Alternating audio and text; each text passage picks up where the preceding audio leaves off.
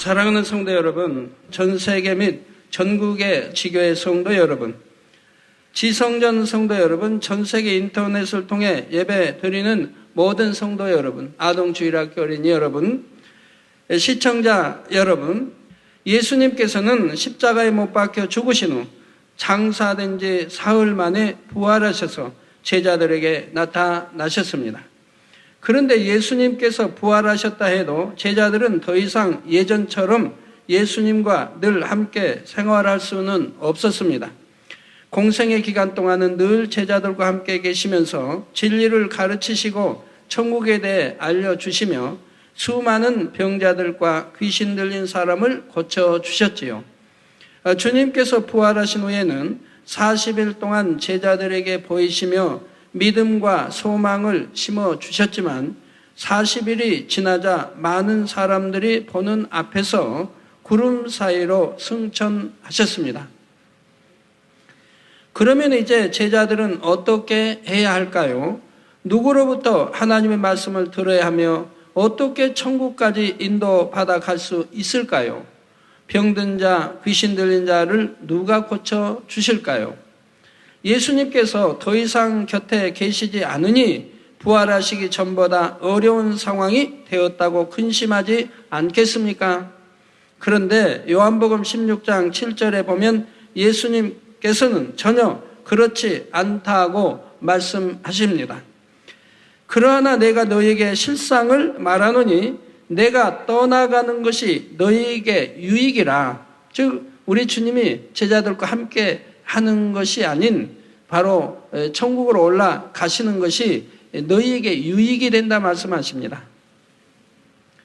내가 떠나가지 아니하면 보혜사가 너희에게로 오시지 아니할 것이고 가면 내가 그를 너희에게로 보내리니 하셨지요. 보혜사 성령님께서 우리에게 오시면 예수님께서 친히 우리 곁에 계신 것보다 더 유익이 된다는 말입니다. 왜 그런 것일까요? 예수님께서 육신을 입고 이 땅에 계실 때는 예수님께서 활동하시는 이스라엘 지역을 중심으로 근방에 살고 있는 소수의 사람들만이 예수님께 나와 은혜를 입을 수가 있었습니다. 육으로 예수님 앞에 나올 수 있어야만 예수님의 말씀을 들을 수 있었고 예수님의 권능을 체험할 수 있었지요. 그러나 성령은 본체로만 사역하시는 것이 아니라 무수한 영으로 분리되어 각 사람들에게 임하십니다. 그래서 온 세상 어느 지역에나 모든 성도들에게 동시다발적으로 역사해 주시죠. 즉 하나님도 영 분리하여 온 세계 두루 운행하실 수 있으시고 또 우리 주님도 마찬가지입니다. 주님의 몸은 하나지요. 즉 성부 한 분, 성자 한 분, 성령 한 분, 삼위일체 하나님. 근데 몸은 하나이시지만 여러분이 두세 사람이 모인 곳에 나도 함께, 주님의 이름으로 모인 곳에 나도 함께 하겠다고 하셨죠. 바로 우리 주님의 영이 여러분과 함께 하시는 거 봅니다. 전 세계 어디나 두루 다발적으로 역사하시는 것을 볼 수가 있죠. 마찬가지로 성령도 마찬가지입니다. 성령도 바로 영이 이렇게 분리돼서 주님을 영접하는 자에게 마음에 인쳐지고 또 성령의 감동감과 충만한 모든 것을 다 하실 수 있는 것이라 이 말입니다. 지금도 여러분 각자의 마음에 임재하셔서 하나님의 말씀을 깨우쳐 주시기도 하고 각 사람의 기도에 응답해 주시며 하나님의 권능을 체험하게도 하시는 등 바쁘게 사역하고 계시는 것입니다. 또한 예수님의 제자들이 예수님께 많은 것을 듣고 배웠다 할지라도 그 말씀을 자기 것으로 이룰 수는 없었습니다. 그토록 예수님을 붙쫓았던 베드로조차도 막상 죽음의 위협 앞에서는 믿음을 내보이지 못하는 것을 볼 수가 있지요. 그러나 베드로가 성령을 받은 후에는 예수님을 붙쫓으며 듣고 배운 것들이 자기 안에 온전히 능력으로 임할 수가 있었습니다. 그래서 큰 권능의 사도가 되었을 뿐만 아니라 십자가에 거꾸로 매달려 순교하는 순간까지 아무 두려움 없이 사명을 감당할 수가 있었지요. 그러니 베드로가 예수님과 같이 더 오래오래 있는 것보다 성령을 받는 것이 더 유익했다는 말입니다.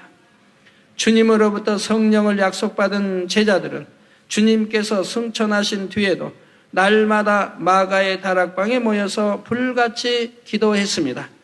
마침내 오순절이 이르자 급한 바람 같고 불 같은 성령이 제자들에게 임하게 되었고 모두가 성령의 충만함을 받아 여러 가지 방언으로 말하기 시작했지요. 바로 이때부터 성령의 시대가 열렸습니다. 주님을 믿는 모든 사람에게 하나님께서 성령을 선물로 주시며 하나님의 자녀들이 천국에 이르는 순간까지 성령의 능력으로 승리하는 삶을 살 수 있게 된 것입니다. 이 시간 말씀을 들으시는 모든 성도님들에게도 성령의 역사가 충만히 임하여 능력 있는 신앙생활을 할 수 있으시기를 주님의 이름으로 축원합니다. 사랑하는 성도 여러분, 우리에게 임하신 성령님은 참으로 많은 분야에서 우리를 도와주십니다. 죄와 의와 심판에 대해 깨닫게 하시며 장래의 일을 알려주셔서 예언하게 하시고 질병과 연약함을 고치시기도 하지요. 방언과 환상의 은사도 주시고 지혜와 지식의 말씀으로 복음을 전하게 하십니다. 항상 우리를 위해 중보의 기도를 올리며 각 사람을 구원의 길로 인도하시고 마침내 천국에 이를 때까지 지키시고 보호하시지요. 이렇게 수많은 성령의 역사 중에서도 오늘은 가장 핵심적이고 중요한 세 가지 분야를 설명하고자 합니다. 첫째로 성령의 역사는 각 사람이 마음의 죄를 깨닫고 회개할 수 있게 합니다. 아담이 범죄한 이후로 태어난 아담의 모든 후손들은 죄인이 되고 말았습니다. 죄인은 하나님을 볼 수 없고 하나님과 교통할 수가 없습니다. 그러나 예수님께서 우리의 죄를 사해 주셨기에 우리가 이를 믿을 때 죄사함을 받습니다. 죄사함을 받으면 구원을 받게 되고 하나님과 교통할 수가 있지요. 그러나 복음을 듣고 아는 것만으로는 구원을 받을 수가 없다는 사실을 알아야 합니다. 요한복음 3장 5절에도 보면 예수께서 대답하시되 진실로 진실로 내게 이르노니 사람이 물과 성령으로 나지 아니하면 하나님 나라에 들어갈 수 없느니라. 물, 곧 복음을 들어서 거듭나는 것도 중요하지만 물과 성령으로 함께 거듭나야 천국에 들어갈 수 있다는 것입니다. 사도행전 2장 38절에 베드로가 가로되 너희가 회개하여 각각 예수 그리스도의 이름으로 세례를 받고 죄사함을 얻으라. 그리하면 성령을 선물로 받으리니 했지요. 먼저 복음을 듣고 지식적인 믿음을 가졌으면 그 다음에는 자신의 죄를 하나님께 회개하고 성령을 구해야 합니다. 그러면 하나님께서 각 사람의 마음에 성령을 주시고 이때 회개의 영이 임하게 되지요.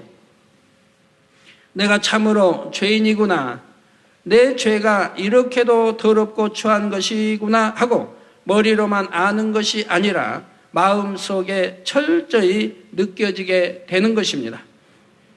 그래서 마음을 찢는 듯한 아픔 속에 진정으로 회개를 하게 되는데 이때 회개하는 모습도 사람마다 각각이지요. 어떤 사람은 요란하게 통곡하면서 회개하고 어떤 사람은 바닥을 대굴대굴 구르면서 몸부림을 치면서 회개하는 사람도 있고 혹은 그저 눈물 콧물을 흘리면서 조용히 회개를 하는 사람도 있습니다. 어떤 식으로든 지난날의 모든 죄를 회개하고 나면 그 후에는 마음이 날아갈 듯 가볍고 시원해지는 것을 느낍니다. 여러분도 다 그렇게 느꼈을 거예요. 마음을 무겁게 짓누르던 죄의 짐이 덜어지고 성령의 충만함이 임하기 때문이지요. 이렇게 죄가 씻어진 마음에는 하나님으로부터 영적인 믿음이 주어지게 됩니다. 여러분이 이제 회개도 통해자복 철저히 해버린 분은 그냥 그 마음에 이제 믿어지는 영적인 믿음이 임하는 것을 보게 돼요. 조금씩 하니까 영적인 믿음이 임하질 않죠. 온전히 정말 철저하게 통해 잡아가면 이런 영적인 믿음이 주어지게 됩니다. 예수 그리스도가 나의 구세주라는 사실이 마음에서부터 믿어지고 자신이 구원을 받았다는 확신이 주어지지요.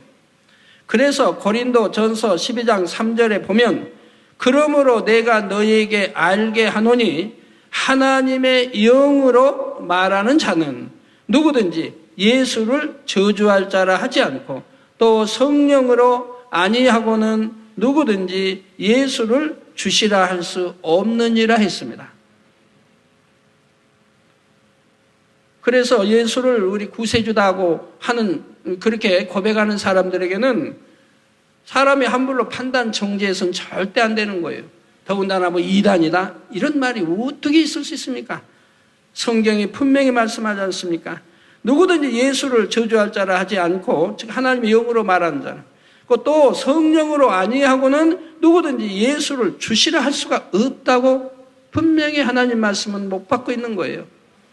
그런데 하나님을 알고 주님을 알고 성경이 참이고 천국 지옥을 알고 하나님 말씀대로 살아 가리키는 사람을 함부로 이단이라면 그 사람은 정말 어떠한 사람입니까? 이런 하나님의 말씀을 다 무시하고 인정하지 않는 사람들이 아니겠습니까? 이와 같이 성령은 죄를 깨닫고 회개하게 하심으로 우리가 구원의 길로 갈 수 있도록 인도하십니다. 그런데 처음 영접하는 순간만이 아니라 신앙생활을 해나가는 과정에 있어서도 회개하게 하시는 성령의 역사는 매우 중요합니다. 주님을 믿고 회개를 했다 해도 온전한 믿음의 분량이 차기까지는 행함으로나 마음으로나 죄를 짓기 마련이지요. 이미 온몸을 깨끗하게 씻은 사람이라도 발은 쉽게 더럽혀지기에 자주 씻어야 하는 것처럼 죄를 범할 때마다 돌이켜 회개해야죠.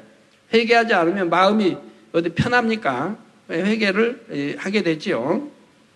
그래서 행함으로 죄를 짓는 분들의 믿음의 1, 2단계인 것이고 믿음의 3단계 오면 행함으로는 짓지 않되 이제 육신의 이런 마음으로 이제 짓죠. 이런 죄들 지어도 이제 바로바로 회개하게 되지요.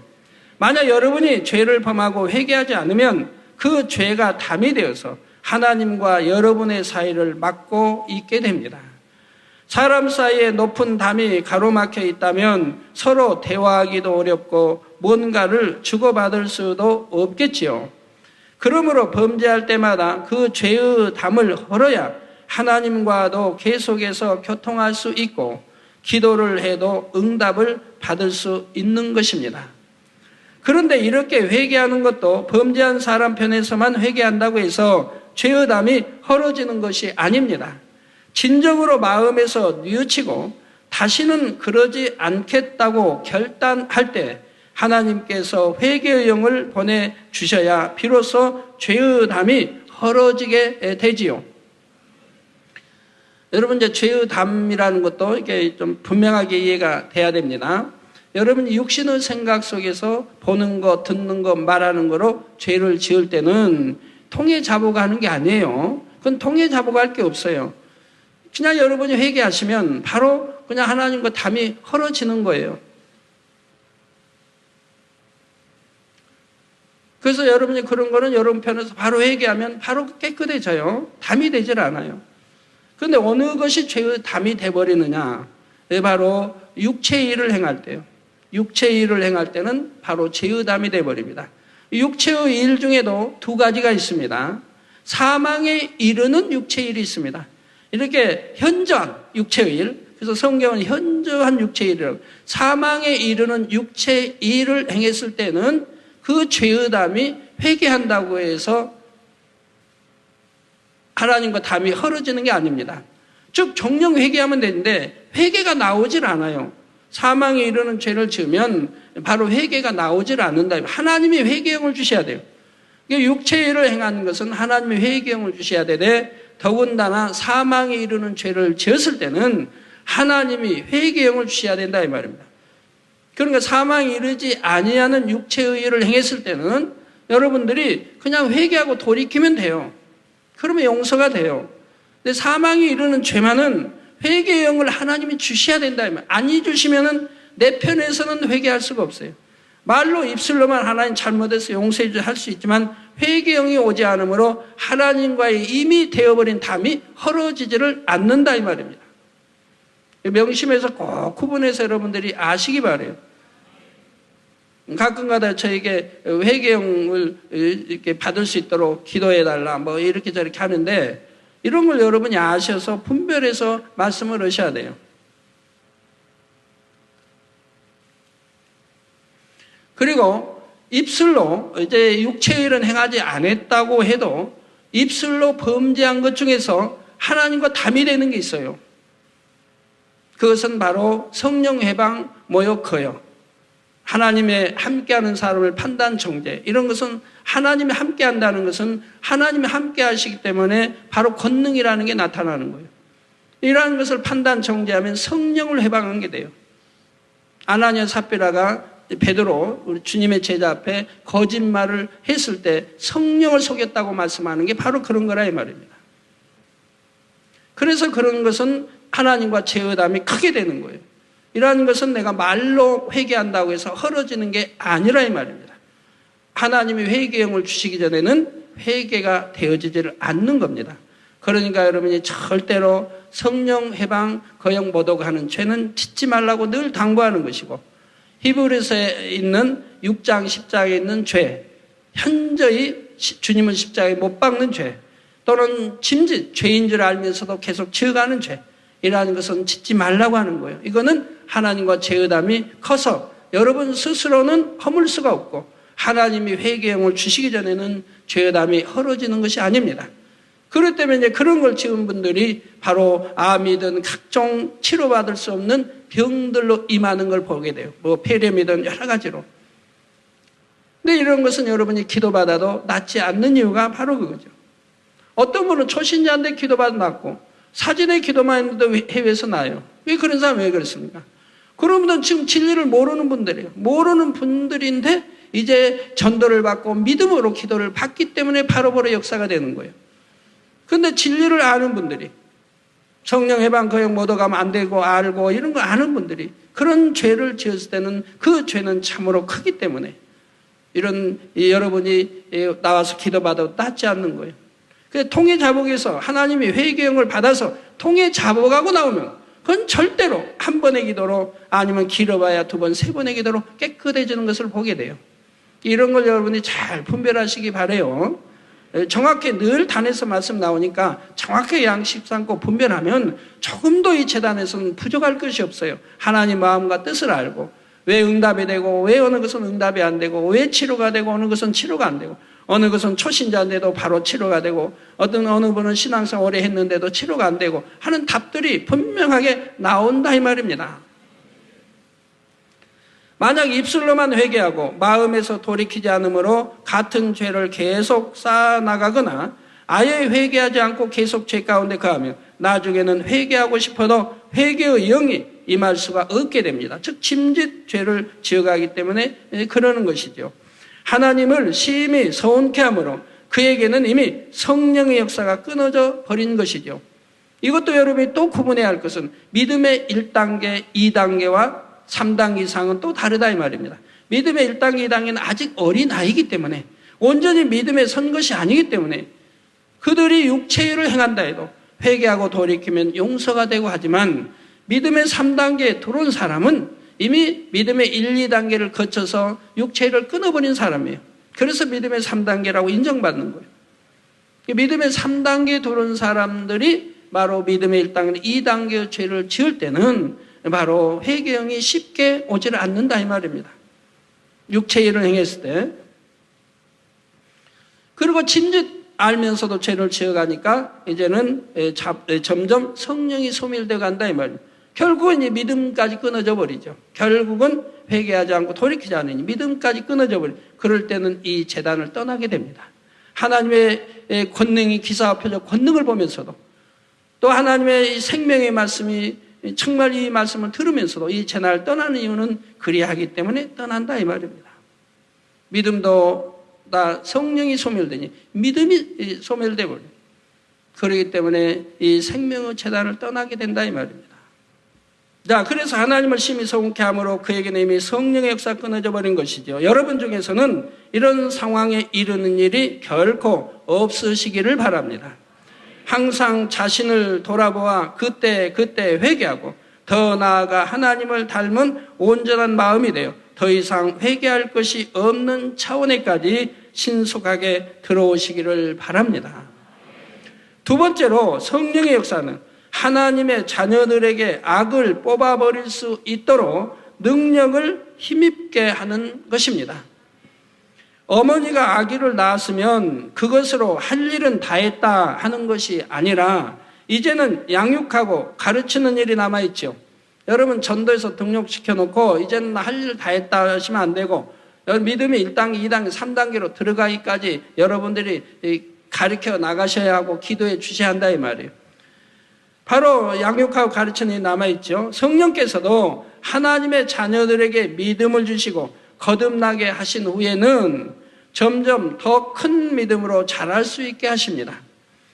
곧 하나님의 말씀을 기억나게 하시고 참과 거짓, 선과 악을 분별하게 하심으로 마음에서 죄악을 벗어버릴 수 있게 도와주시지요.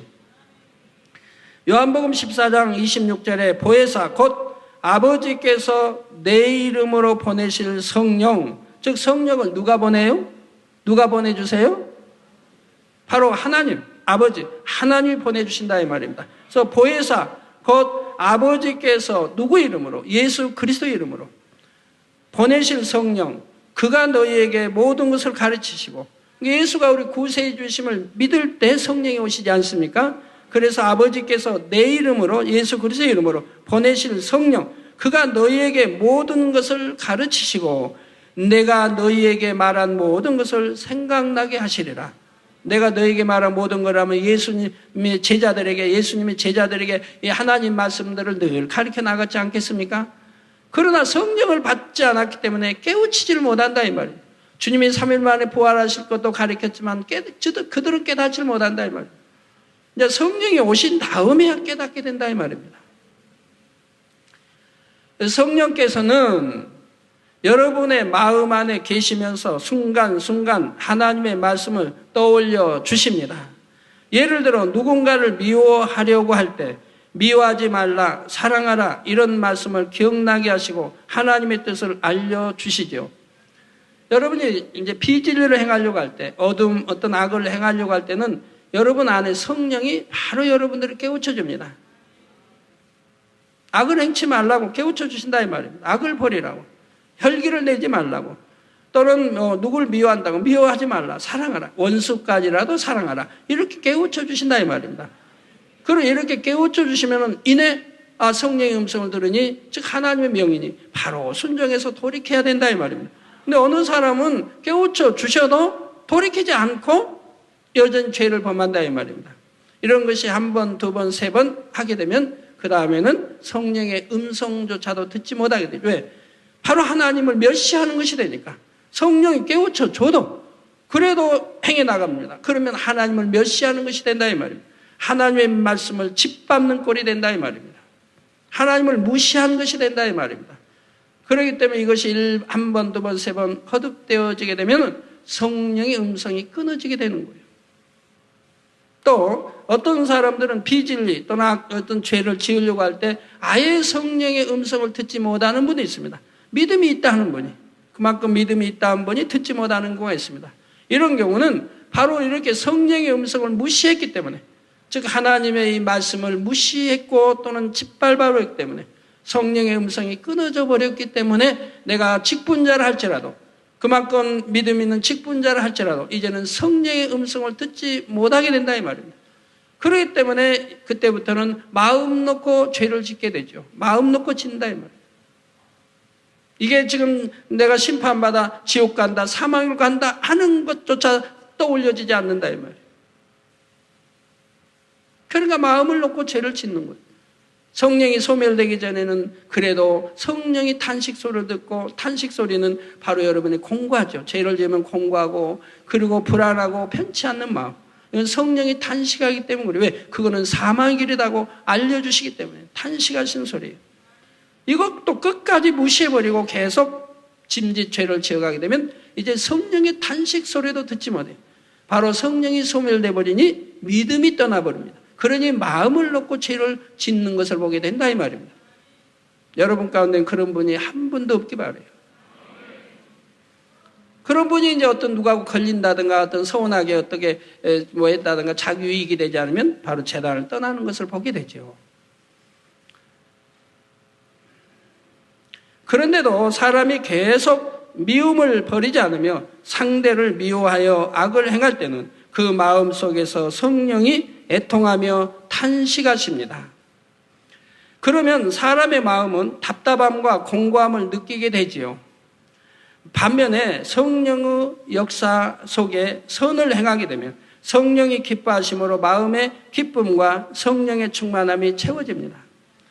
여러분 이제 선을 행하시고 선한 말, 선한 거 보고 선을 행하시고 할 때 여러분 마음이 기쁘지 않습니까? 오히려 내 것을 주고도 기쁘고 행복하다 이 말이에요. 왜? 내 안에 성령이 기뻐하시기 때문에 그런다 이 말입니다. 근데 내가 주고 후회가 되고 내가 주고도 아유 그냥 괜히 줬다 안 줄 걸 더 생각해 볼 걸 이렇게 후회한다면 내 안에 기쁨이 올 수가 없죠. 왜? 성령이 기뻐하지 않으시니 기쁨을 주시지 않으니 기뻐할 수가 없죠. 그거는 믿음으로 사랑으로 심은 게 아니고 믿음으로 사랑으로 내가 행한 게 아니고 육을 따라서 억지로 행했기 때문에 그렇죠. 자, 그런데 성령의 역사로 자기 악을 발견하면 단순히 회개하고 그치는 것이 아니라 그러한 악이 나오게 된 근본 뿌리, 그 죄성 자체를 마음에서 뽑아버려야 합니다. 이렇게 사람이 자기 마음의 악을 깨닫거나 마음에서 악을 버린다는 것은 스스로 할 수 있는 일이 아니죠. 죄로 관영된 세상에 살아가다 보니 대부분의 사람들은 양심이 무뎌져 버려서 자신이 얼마나 악한지조차 모르고 살아갑니다. 주님을 믿고 하나님의 말씀을 배운다 해도 자기적인 의와 틀에 대해 설명을 들었다 해도 자신의 악을 다 깨닫고 버렸다고 말할 수 있는 사람이 얼마나 되겠습니까? 더구나 깊은 본성 가운데 숨겨진 비진리는 발견하기도 더욱 어렵고 버리기도 어렵습니다. 그러나 성령의 능력으로는 능히 발견할 수도 있고 버릴 수도 있습니다. 여러분 본성 속에 있는 이런 죄성, 악들은 언제 발견된 줄 아십니까? 여러분 믿음의 1단계, 2단계에서는 발견되지 않습니다. 왜? 이 세상에 태어나서 듣고 보고 입력되어진 많은 죄와 악이 있기 때문에 이거 버리기도 힘이 드는데 본성 속에 죄까지 드러난다고 하면은 도대체 무거워서 일어날 수도 없어요. 죄의 짐이 무거워서. 이것도 지금 못 버리는데 본성 속에 악까지 버릴 수 있겠습니까? 그래서 본성 속에 악이 발견된 때는 어느 때냐? 믿음의 1, 2단계를 거쳐서 3단계에 들어와서 믿음의 3단계에서 반석에 섰을 때 그때야 본성 속의 악을 발견할 수 있게 됩니다. 믿음의 3단계 들어와서 육신의 생각, 이러한 죄의 성들을 열심히 버려나가지 않습니까? 그리고 이제 내가 반석에 섰다 할 때 바로 본성 속의 죄를 발견하게 되는 거예요. 근데 이것도 내 스스로는 발견할 수가 없어요. 하나님이 연단하셔야 발견이 나와요. 하나님이 연단하실 때 그때야 내 본성 속의 죄악이 발견된다 이 말입니다. 바로 욥도 마찬가지예요. 욥도 그렇게 하나님을 경외하고 선 속에 그렇게 살았는데도 본성 속의 악을 발견할 수 없으니 하나님이 사단의 송사를 허락해서 연단을 주시는 것이라 이 말입니다. 그 연단을 받고 나니까 그때야 자기가 악한 자라는 것을 깨닫게 되고 회개하게 된다 이 말입니다. 회개하고 나니까 그런 욥 같은 그런 성품은 죄가 몰라서 못 버린 거지 알기만 하면 바로 버린다 이 말이에요. 그래서 하나님이 깨우쳐 주니까 그때 자기가 악한 걸 알고 회개하게 되니 회개하니까 바로 치료가 되고 그 회개한 합당한 심령으로 친구들의 죄까지 대신 회개해 주니 친구들의 죄도 용서가 되더라 이 말이에요. 남의 죄까지도 회개하니 용서 친구들이 받을 수 있는 그런 거룩한 자라 이 말입니다. 그리고 이제 육의 축복도 마음껏 받아가는 걸 봅니다. 자녀들까지. 그래서 이렇게 본성속의 악을 이제 발견하고 이제 회개하고 버려야, 그래야 영으로, 4단계 영으로 들어가기 때문에 이제 믿음의 반석쯤에 들어오면은 본성속의 악을 깨닫도록 성령이 하나님의 역사에 가신다 이 말이에요. 연단을 통해서 발견하도록 하신다 이 말이에요. 여러분이 연단할 때 발견이 됐으면, 본성속의 악이 발견됐으면 이제 그때야 나의 틀과 의가 이렇게 강하구나, 내가 이렇게 교만했는데도 몰랐구나, 이런 것을 발견하게 되고 그리고 깨트려가는 작업을 하게 되는 것을 보게 됩니다. 자, 그러나 성령의 능력으로는 능히 발견할 수도 있고 버릴 수도 있습니다.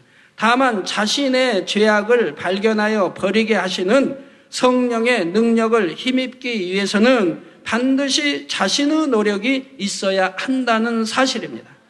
특히 무엇보다도 무릎을 꿇고 중심을 다해 부르짖는 기도가 있어야 하지요. 그냥 습관적으로 입술로만 기도하는 것이 아니라 정녕 자신을 발견하여 변화되고자 힘쓰고 애써 기도하게 됩니다. 땀 흘리며 중심으로 부르짖어 기도할 때 성령의 충만함이 임하고 감동함을 입기도 하지요. 그러한 성령의 역사 속에서 전에 깨닫지 못했던 자신의 악을 깨닫게 되며 또한 성령의 불로 태움받아서 죄성의 뿌리까지 뽑아버릴 수 있는 것입니다. 사랑하는 성도 여러분, 세 번째로 성령의 역사는 하나님의 마음을 알 수 있게 하는 것입니다. 고린도전서 2장 10절에 오직 하나님이 성령으로 이것을 우리에게 보이셨으니 성령은 모든 것, 곧 하나님의 깊은 것이라도 통달하시느니라 하셨죠. 성령이 통달치 못하시면 어떻게 여러분들을 천국으로 인도하겠습니까? 하나님의 마음과 뜻을 알아 인도하시겠냐 이 말입니다. 성령이 통달치 못하면 어떻게 여러분 꿈속에, 하룻밤에도 수많은 분들에게 꿈속에 나타나서 여러분들을 지적해주고 축복해주고 치료해주겠습니까? 여러분들 꿈속에 나타나 늘 하룻밤에도 무수한 사람들, 여러분 아닌 또 이방인들 세계 무수한 사람들에게 가서 치료해주고 축복해주고 말씀해주고 늘 깨우쳐주고 알려준다 이 말입니다. 이거 어떻게 모르면 할 수 있느냐 이 말입니다. 다 알기 때문에, 여러분 마음과 믿음을 알기 때문에 하는 거예요. 축복받을 자에게는 가서 축복 기도해서 축복받게 하고, 치료받을 믿음 있는 자에게는 가서 치료받게 역사해주고, 누구는 사랑하되 깨닫게도 여러 가지로 해준다 이 말입니다. 그건 여러분들이 늘 체험하는 바이고요. 자, 육의 한계 속에 살아가는 피조물로서는 영이신 하나님의 마음을 알 수가 없습니다. 사람의 한계를 초월하는 사랑과 선, 긍휼과 자비를 알 수가 없지요. 그러나 성령의 역사 속에 감동함을 받으면 영이신 아버지의 마음을 능히 느낄 수가 있습니다. 믿음의 분량이 커질수록 점점 더 깊은 마음까지도 느끼며 깨달을 수가 있지요. 예를 들어 창조주 하나님께서 죄인들을 위해 독생하신 아들의 생명을 주신 것은 사실 상상할 수 없는 사랑입니다. 그 사랑이 얼마나 높고 크고 깊은 것인지 마음으로 깨달을 수 있다면 감사의 눈물이 그칠 수가 없으며 아버지를 사랑하여 죄를 버리는 것이나 생명을 드리는 것조차도 전혀 어렵지가 않습니다. 아무리 초신자나 심령이 강팍한 사람이라 해도 성령의 능력이 임하여 그 사랑이 마음에 깨달아지는 순간에는 마음을 찢고 하나님 앞에 회개하게 되는 것입니다. 그러나 마음으로 깨닫지 못할 때는 십자가의 보혈을 찬양한다 해도 감동이 없고 눈물 한 방울 흘릴 수가 없는 것이지요. 비유를 들어 오렌지를 한 번도 안 먹어본 사람에게 오렌지의 맛이 이러이러하다고 아무리 설명해도 듣는 사람에게는 마음으로 느껴지지는 않습니다. 그러나 직접 먹어본 사람은 오렌지에 대해 들을 때 그 맛이 떠올려지고 실제로 입안에 침이 고이기도 합니다. 그건 오렌지 좋아하는 사람이고요. 여러분 오렌지를 나는 싫다 하면은 여러분이 좋아하는 과일을 생각하세요. 좋아하는 걸. 그러면은 이제 느껴지겠죠. 자, 영이신 아버지의 마음을 아는 것도 그러합니다. 육의 마음을 가진 사람에게는 아버지 하나님의 마음에 사랑과 선이 가득하며 온전하고 거룩하신 분이라고 아무리 자세히 설명을 해줘도 그저 막연하게 느껴질 뿐입니다. 그러나 성령의 역사가 임할 때는 사랑 자체요, 선 자체이신 아버지의 마음이 자기 안에 직접적으로 느껴지지요. 또한 구체적인 하나하나의 상황 속에서 어떤 것이 하나님께서 원하시는 것일까 갈등할 때 하나님의 뜻을 알려주시는 것도 성령의 역사이지요. 음성을 들려주시기도 하고 마음의 주관을 받게 하시기도 합니다. 여러분들이 성경을 읽을 때 어떻게 읽으십니까? 저는 이제 성경을 옛날에 읽을 때 이제 어떤 마음을 읽었냐면 빨리 하나님의 마음과 뜻을 알고 싶어서 주님을 영접하고 이제 첫 부흥성회 때 부흥성회 끝나고 성경도 날마다 읽어야 한다는 것을 배우게 되고 하나님 말씀인 것을 알게 되고 그래서 성경 안에 다 하나님의 마음 뜻이 담겨 있다는 것을 알게 되고 나서부터는 바로 성경을 읽을 때 어떻게 하면 하나님 마음과 뜻을 빨리 알까 하고 읽어간다 이 말입니다.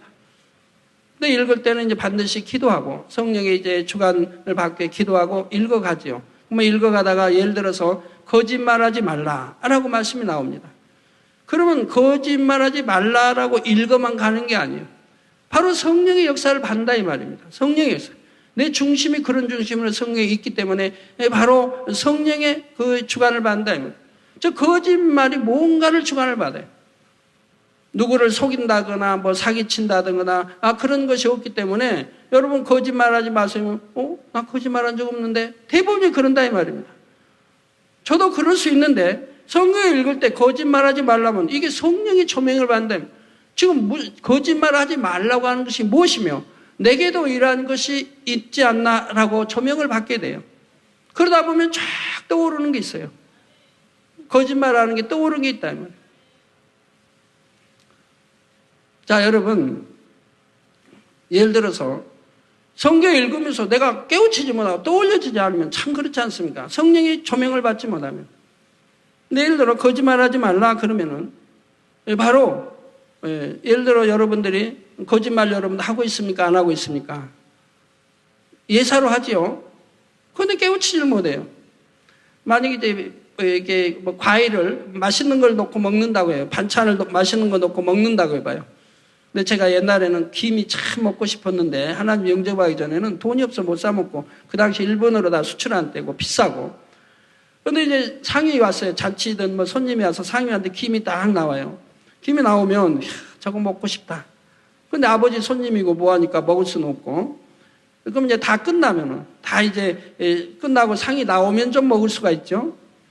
그 이제 보지요. 저 손님이 아버지 친구 되신 손님이 저 김을 좀 조금만 드셨으면 좋겠다는데 의외로 많이 드신단 말이에요. 많이 이렇게 김이 그래가지고 조금 몇 개 남는 거예요. 몇 개 남은 그러면 저분이 그냥 김을 다 잡숴버렸다니 이렇게 생각이 들죠. 누구에게도 저분이 이게 김을 저 맛있는 저걸 다 드셨다고 이렇게 말하게 되죠.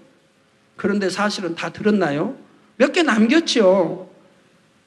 또 맛있는 거 다 들었나요? 얼마나 남았죠. 근데 다 들었다. 다 먹었다. 그런 표현이 얼마나 많아요. 거짓말이죠. 그것도 거짓말하는 거 아닙니까?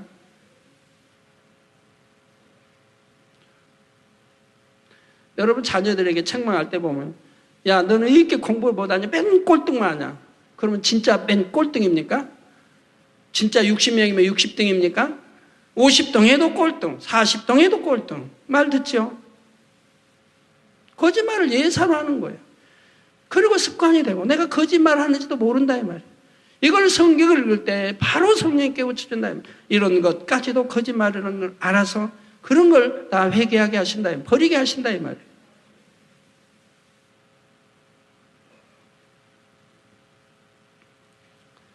또한 영계 깊은 비밀들을 깨닫고 아버지의 뜻과 섭리를 이해하는 것도 성령의 역사를 통해서 가능한 것이지요.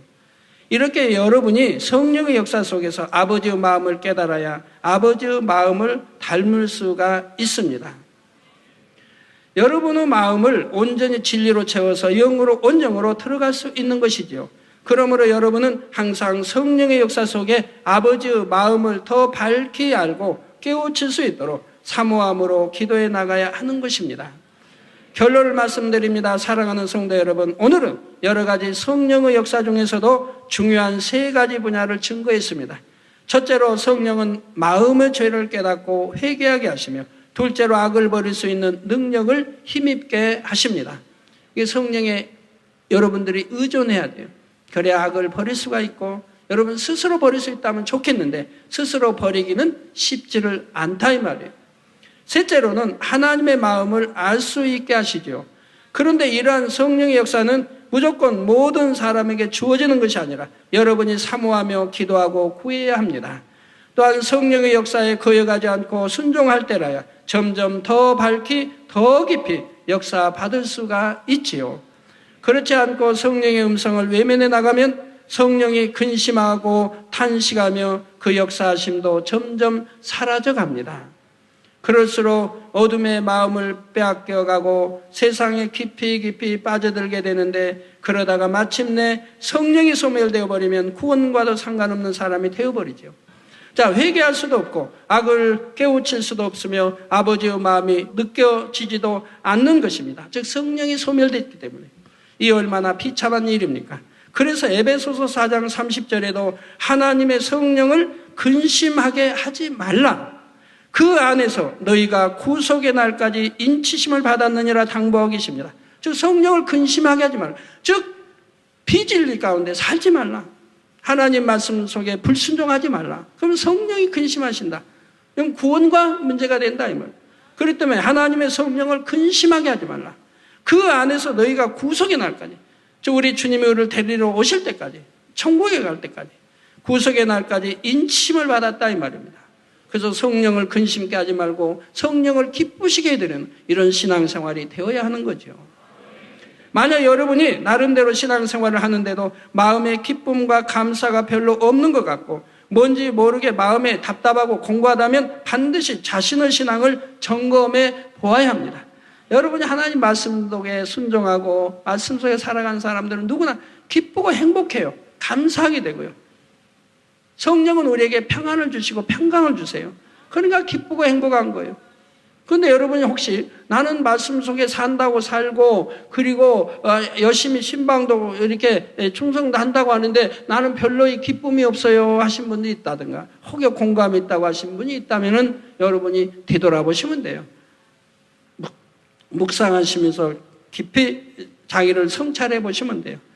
뭐에 문제가 있는가를. 아무리 내가 충성하고 열심히 해도 내가 기도를 쉬었다. 그러면 가장 큰 문제 아닙니까? 하나님과 기도는 쉬지 말아야 되는데 사단의 역사를 받게 되는 거죠. 기도도 하고 다 이렇게 하는데 난 충성하려고 열심히 하고 하는데도 나는 기쁨이 별로 없고 그런다. 그러면 그 사람은 지금 신앙생활을 영으로 하는 게 아니라 육으로 하는 거죠. 자기 지식과 생각과 경험과 육으로 신앙생활하는 거예요. 그 마음이 할례도 하지 않고 그리고 육으로는 충성할 수 있다 이 말입니다. 이런 경우, 그래서 이런 경우 저런 경우 다 이유가 있는 것입니다. 아니라면 누구나 너무나 기쁘고 행복하고 충만하고 감사하면서 말씀 속의 빛 가운데 사는 분들은 신앙생활할 수가 있다 이 말입니다. 그리고 우리 하나님이 함께 하시니 기도하는 것마다 응답 받아 나가게 되는 것이고요. 내가 정령의 죄악을 열심히 버려가고 있는지, 성령의 음성을 들어 순종하고 있는지, 습관적인 신앙생활에 젖어서 마음의 할례하기를 멈추고 있는 것은 아닌지, 신앙의 성장이 정체되어 성령님께서 탄식하시는데도 깨닫지 못하고 있는 것은 아닌지, 이런 것을 깨달아 돌이켜야 하는 것이지요.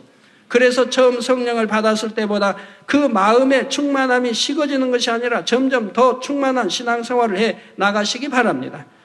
초대교회 당시 성령이 충만하게 임했을 때는 연약한 노인이나 여인들, 어린아이들조차도 극심한 핍박과 순교를 능히 감당할 수가 있었습니다. 그러나 장차 7년 환란이 오면 이 땅에서 성령이 완전히 거두어져 버림으로 그럴 수가 없습니다. 수많은 성도들이 들림받아 사라진 것을 보고 이 땅에 남은 사람들은 그제야 후회하죠. 성경 말씀이 진실이었구나, 정말 하나님이 살아 계셨구나 하고 탄식하지만 그때는 회개의 영도 오지를 않습니다. 은혜도 없고 감동도 없고 오직 두려움과 참혹한 고통 속에서 비장한 각오로 신앙을 지키다가 순교해야만 지옥의 형벌을 모면할 수가 있는 것입니다. 그러나 그 모진 핍박과 고문 속에서 성령의 역사가 없이 자신의 의지만으로 순교한다는 것은 거의 불가능하지요. 대부분의 사람들은 그 결과를 알면서도 결국 주님을 부인하고 마는 것입니다. 내가 부인하면 영원한 지옥으로 떨어진다는 걸 알면서도 극심한 그 고문의 고통을 이기지 못하여 부인하게 된다 이 말입니다. 그래서 전에 하나님이 이제 진료가 떨어진 사람 중에서 몇 프로가 구원받을 것을 말씀해 주신 적이 있는데 이런 자리에서 말씀드리기가 그렇고요. 오늘날 여러분의 마음에 성령이 내주하시며 구원의 길로 인도해 주신다는 것에 대해 중심으로 감사하시기 바랍니다. 결코 성령을 근심하게 하지 말고 신속하게 마음을 할례하며 온전케 되어 아버지의 마음을 닮아가시기를 부탁드립니다. 2000여 년 전 마가의 다락방에 임하신 불같은 성령의 역사가 오늘 이 시간도 내일도 그리고 주님께서 오실 때까지 여러분과 항상 함께 하시기를 주님의 이름으로 축원합니다.